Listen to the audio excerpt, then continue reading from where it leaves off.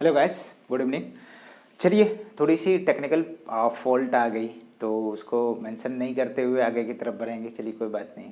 चलिए, बहुत सारी बात है आपका। इससे पिछला वीडियो थोड़ा सा इंट्रोडक्टरी पार्ट था। चलिए स्टार्ट करते हैं यहाँ से कि ये एमसी जो होती है ना, ये वेरिएबल होता है। मतलब कि ये वैरी कर सकता है कहाँ से कहाँ। 22 से 38 दिन हो सकता है, 28 से 35 दिन की वेरिएबल है। तो वेरिएबल होता है। लेडीज टू लेडीज ये क्या होता है, वैरी करते हैं। यहाँ पे बात करते हैं एमसी जो स्टार्ट होती है on onset of puberty. Puberty जब स्टार्ट होती है, सेक्सुअली मैच्योर जब हो जाती है फीमेल, उस कंडीशन में क्या हो जाता है, एमसी स्टार्ट होता है। तो स्टार्टिंग जो फर्स्ट एमसी होता है उसे क्या बोलते हैं, मेनोपॉज। क्या कहते हैं, फर्स्ट एमसी को क्या बोलते हैं, menopause. It is indicator of the puberty. ठीक है ना। इसका मतलब है कि प्यूबर्टी स्टार्ट हो चुकी है। अब कब हुई है स्टार्ट, तो 11 से 12 साल। लेकिन अब की जो सिनेरियो है 10 से 12 साल। अर्ली प्यूबर्टी भी आती है, उसको काउंट नहीं करते। ठीक है ना। मतलब कि 9 साल की बच्ची भी क्या कर सकती है, बच्चा पैदा कर सकती है। तो क्या हो गया, एटलीस्ट अपन क्या बोल सकते हो उसको उसको उसको अर्ली प्यूबर्टी बोल सकते हैं कि उसको जो समय होना चाहिए प्यूबर्टी के लिए, सेक्सुअली मैच्योरिटी के लिए, उससे पहले वो सेक्सुअली मैच्योर होगी। तो बहुत सारी कंडीशन है, बहुत सारा टर्म है, ऐसा बहुत सारा आपने एग्जाम्पल देखा होगा। तो जो पहला एमसी होता है उसको क्या बोलते हैं बेटा, मेनार्की। इसी के कंडीशन में क्या होता है कि जब मतलब इंडिकेटर है किसका, प्यूबर्टी का। यहाँ पे लास्ट एमसी की बात करते हैं तो कहा जाता है कि सिजेशन ऑफ, या सिजेशन बोलो या पॉज बोलो या स्टॉपिंग बोलो, stopping of MC is known as क्या बेटा, is known as menopause. MC के रुकने कब होता है, 45 से 50 वर्ष के स्टेज में लेडीज में ये कंडीशन आती है। कब, 45 से 50 वर्ष के स्टेज में क्या हो जाता है, उनकी जितने भी फॉलिकल्स है एट्रेजिया के माध्यम से सारे के सारे फॉलिकल्स क्या हो जाता है, डिजनरेट करते हैं। दैट प्रोसेस नॉन एज क्या, फॉलिकुलर एट्रेजिया। उस कंडीशन में क्या होता है, सारे के सारे फॉलिकल्स खत्म हो गए, उनकी एमसी ब्लॉक हो जाती है, ओवुलेशन रुक गई। तो कैसा हो गया, इनफर्टाइल हो गया। अब बेबी को बर्थ नहीं कर सकती वो लेडीज। ठीक है। अब कंडीशन क्या है कि जैसे अपन बात करेंगे तो इस एमसी के दौरान जो क्या होता है कि किस तरीके से क्या क्या चेंजेस होते हैं, कौन कौन से हार्मोन है, कब जो है आपके लिए सेफ पीरियड है फॉर द क्वाइटस, कब सेफ पीरियड है फॉर द फर्टिलाइजेशंस, इसकी बात करते हैं। तो चलिए टाइम बचाइए, इंट्रोडक्टिव पार्ट इसकी कर चुके हैं। ये फीमेल प्राइमेट्स का कैरेक्टरिस्टिक फीचर्स होता है। प्राइमेट बोले तो मेमल्स के दो सेट होते हैं, दो ग्रुप होते हैं, एक प्राइमेट दूसरे नॉन प्राइमेट।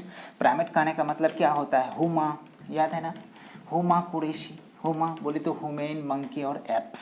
इसके अलावा जो भी आपका मेमल्स है, स्तनधारी हैं, जिसमें जो जो ब्रेस्ट फीडिंग करवाती है वो क्या है, सारे के सारे गाय भैंस कुत्ता बिल्ली बकरी हाथी घोड़ा सब क्या है, नॉन प्राइमेट में आ गए। उस सीजनल्स ब्रीडर्स होते हैं, मतलब कि उसके कंडीशन में एमसी नहीं होता, उसमें क्या होता है, ओएस्ट्रस साइकिल होता है। हम लोगों में क्या होता है, मेंस्ट्रुअल साइकिल होती है। तो यहाँ पे जैसे ही अपन बात करेंगे, ठीक है ना, what comes out during MC by या फ्रॉम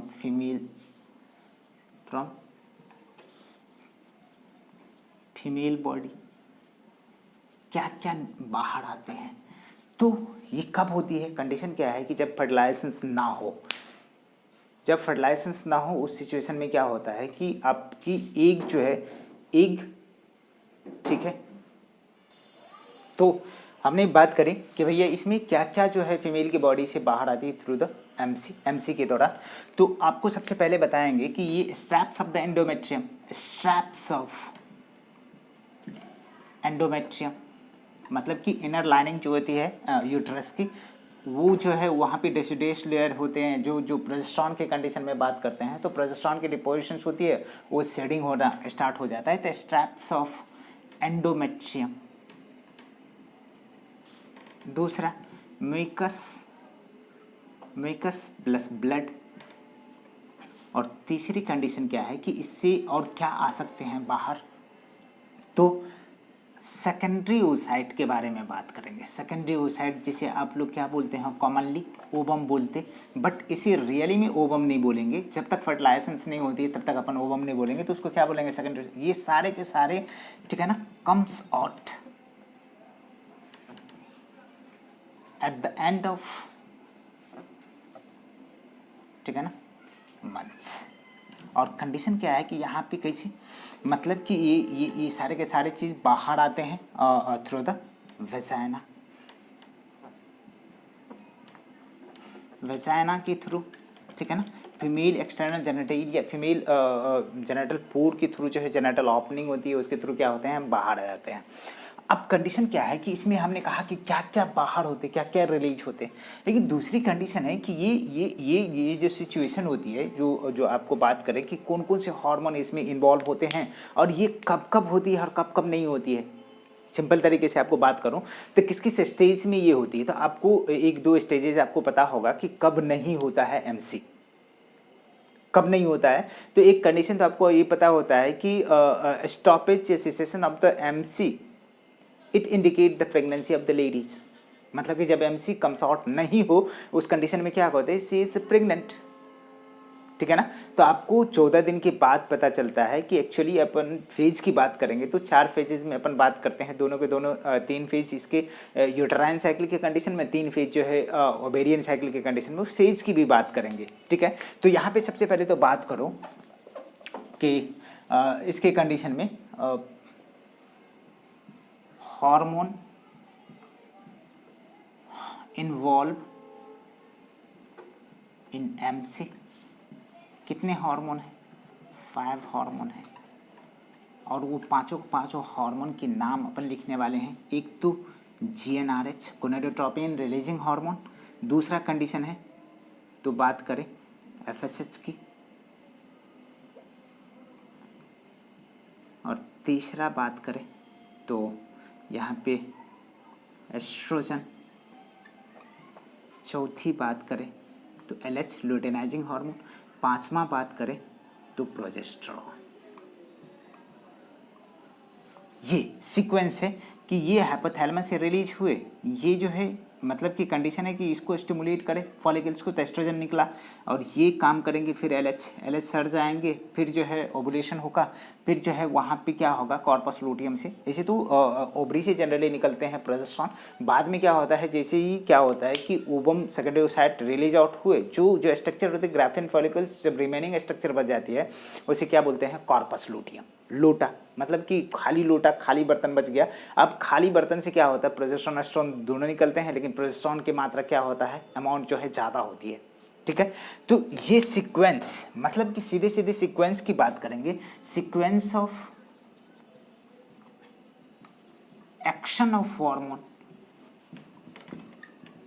कौन सा पहले काम करेगा, तो दिखता ना।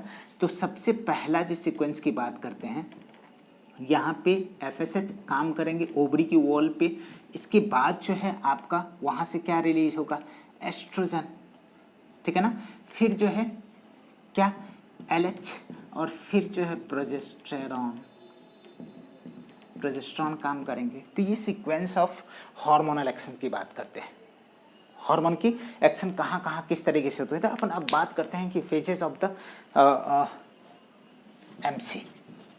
एमसी की फेज की बात करें तो सीधे तरीके से बात करेंगे कि इसके दोनों के दोनों फेज जो है दोनों जगह पे काउंट करेंगे, एक ओवेरियन साइकिल में भी होगा, दूसरा यूटेराइन साइकिल में भी होगा। ओवेरियन साइकिल में कौन कौन से फेज होंगे उसकी बात करेंगे, और यूटेराइन साइकिल में कौन कौन से फेज होंगे उसकी बात करेंगे। थोड़ी सी बात करेंगे कि कौन कौन सा फेज आपका ओवरलैप करता है, कौन कौन सी फेज ओवरलैप करती है। तो फेजेस ऑफ एमसी,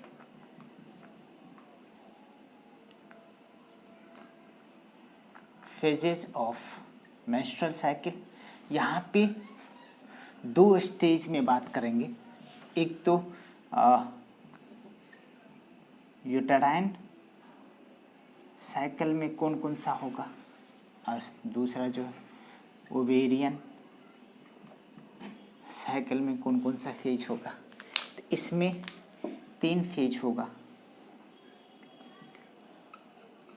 कितने फेज, ठीक है ना। एक तो पहला होगा मेंस्ट्रुअल फेज। दूसरा होगा यहाँ पे इसके कंडीशन में मेंस, ठीक है ना। बात छोटा सा यहाँ पे आ गया, तो मेंस्ट्रुअल साइकिल का मतलब यहाँ पे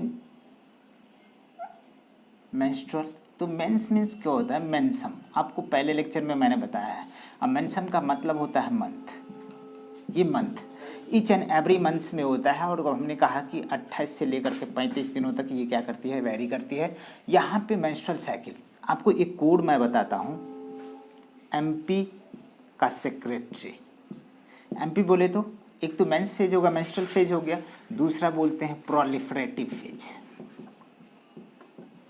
proliferative phase, menstrual phase, proliferative phase, ठीक है ना। और एमपी का सेक्रेटरी, सेक्रेटरी मतलब बोले तो सेक्रेटरी